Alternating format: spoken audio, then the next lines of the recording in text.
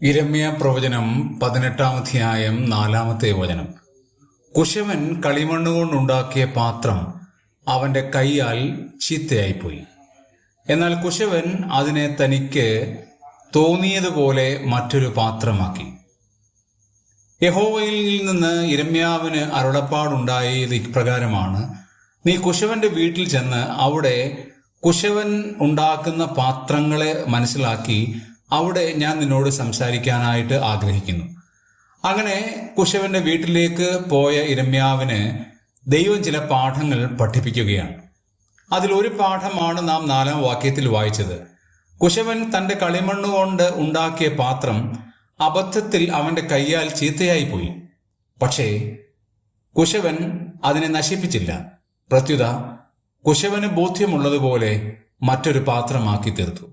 പ്രിയമുള്ളവരെ, ഇവിടെ ദൈവം നമ്മളോട് പറയുന്ന ഏറ്റവും വലിയ പാഠം, അദൃശ്യവാനായ സർവശക്തനായ ഒരു കുശവനാണ് നമ്മെ നിർമ്മിച്ചിരിക്കുന്നത്.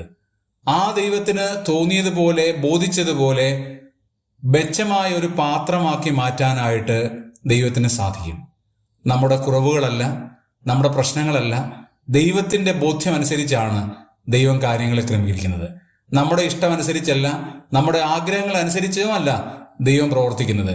ദൈവത്തിന് ബോധിച്ചതുപോലെ ഒരു നല്ല പാത്രമാക്കി എന്നെയും നിങ്ങളെയും ദൈവം തീർക്കും.